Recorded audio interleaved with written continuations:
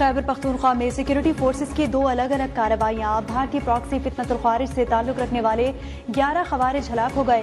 ISPR کے مطابق شمالی وزیرستان میں انٹیلیجنس بیسڈ آپریشن میں 6 خوارج جہنم حاصل۔ کرم میں پولیس اور سیکورٹی فورسز کی مشترکہ کارروائی میں 5 خوارج مارے گئے۔ ہلاک خوارج سے اسلحہ اور گولہ بارود برآمد۔ خوارج سیکورٹی فورسز، پولیس اور معصوم شہریوں پر حملوں میں ملوث تھے۔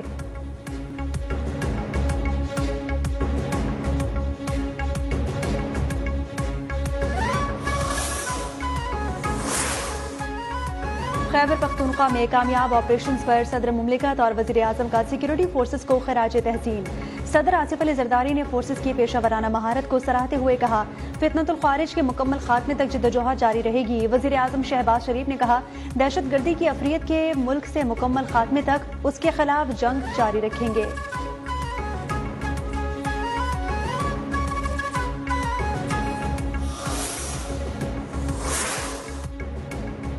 پاکستان اور امریکہ کے مشترکہ فوجی مشق انسپائرڈ گیمبٹ کا آغاز۔ نیشنل کاؤنٹر ٹیررزم سینٹر پپی میں جاری مشق میں دونوں ملکوں کے فوجی دستے شریک ہوئے۔ انسدادی دہشت گردی کی مہارتوں اور تجربات کا تبادلہ، شہری جنگ میں نشانہ بازی اور آپریشنل ہم آہنگی پر توجہ۔ مشق 2 ہفتوں تک جاری رہے گی۔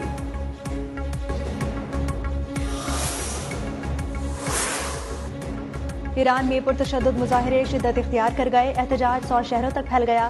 مظاہروں کے دوران اموات کی تعداد 217 ہو گئی۔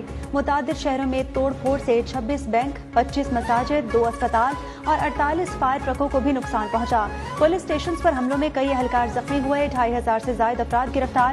پاکستانی سفارت خانے نے اپنے شہریوں کی سہولت کے لیے کرائسس مینجمنٹ یونٹ قائم کر دیا۔ 3 افسران کو فون نمبرز اور لینڈ لائن نمبرز بھی جاری کر دیے گئے۔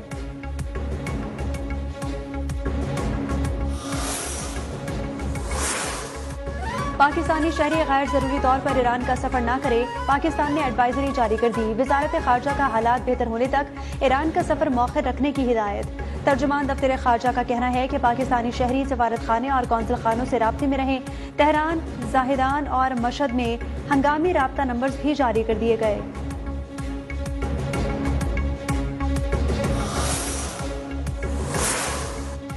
ایران کی صورتحال پر نظر رکھی ہوئی ہے۔ ایران میں لوگوں کو قتل کیا گیا تو امریکہ مداخلت کرے گا۔ امریکی صدر ڈونلڈ ٹرمپ کی میڈیا سے گفتگو، کہا کہ امریکی مداخلت کا مطلب ایران میں فوج اتارنا نہیں ہے۔ ایران اس وقت مصیبت میں ہے۔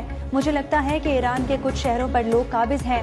ایرانی حکومت نے برسوں اپنے عوام کے ساتھ برا سلوک کیا۔ ایرانی حکومت کو آج اپنی عوام کی جانب سے جواب مل رہا ہے۔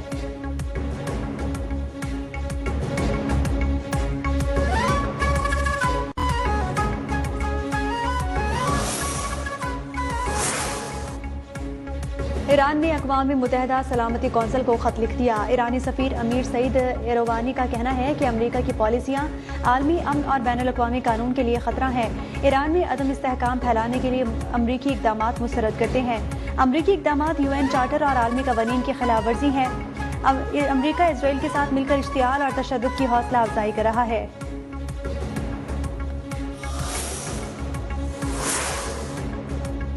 برطانیہ، فرانس اور جرمنی کی ایران میں مظاہرین کی ہلاکتوں کی شدید الفاظ میں مذمت۔ ایران میں جاری کشیدہ صورتحال پر فرانسیسی صدر، برطانوی وزیر اعظم اور جرمن چانسلر نے مشترکہ بیان میں کہا، ایرانی سیکورٹی فورسز کے تشدد پر تشویش ہے۔ ایرانی حکام پر یہ ذمہ داری عائد ہوتی ہے کہ وہ اپنی عوام کا تحفظ کریں اور آزادی اظہار پر پرامن اجتماع کی اجازت دیں، تاکہ عوام کو کسی بھی قسم کی انتقامی کارروائی کے خوف کے بغیر اپنے حقوق استعمال کرنے کا موقع مل سکے۔ بیان میں ایرانی سیکورٹی فورسز پر زور دیا گیا کہ وہ تشدد سے باز رہیں۔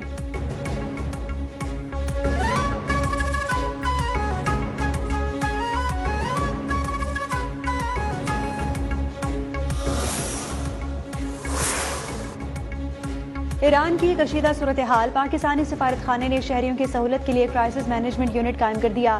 تہران میں سفیر پاکستان مدثر ٹیپو کے مطابق پاکستانی شہریوں کی معاونت کے لیے 24 گھنٹے رابطہ کیا جا سکتا ہے۔ 3 عہدیداروں کے فون نمبرز اور لینڈ لائن نمبرز بھی جاری کر دیے گئے۔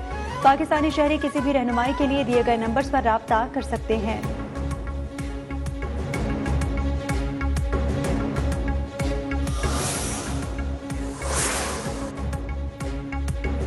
راولپنڈی اسلام آباد کے لیے مشترکہ ڈیمز بنانے کا فیصلہ، پانی کی کمی کے سدباب کے لیے جامع پلان پر ہنگامی بنیادوں پر عمل درآمد۔ सी डी ए اور پنجاب حکومت کے تعاون سے جڑواں شہروں کے لیے مشترکہ طور پر ڈیمز بنائے جائیں گے۔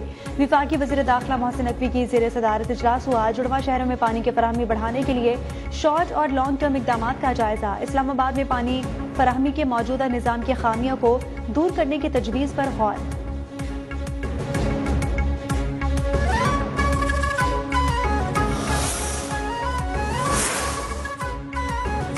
ملک میں شدید سردی کی لہر برقرار، محکمہ موسمیات کا کہنا ہے خیبر پختونخوا کے بیشتر اضلاع میں موسم سرد اور خشک، گلگت بلتستان میں موسم شدید سرد اور خشک رہنے کا امکان ہے، کشمیر میں موسم شدید سرد اور خشک رہے گا، اسلام آباد اور پنجاب کے بیشتر شہروں میں بھی موسم ٹھنڈا اور خشک، کراچی میں ٹھنڈ اگلے کچھ روز برقرار رہنے کی توقع ہے۔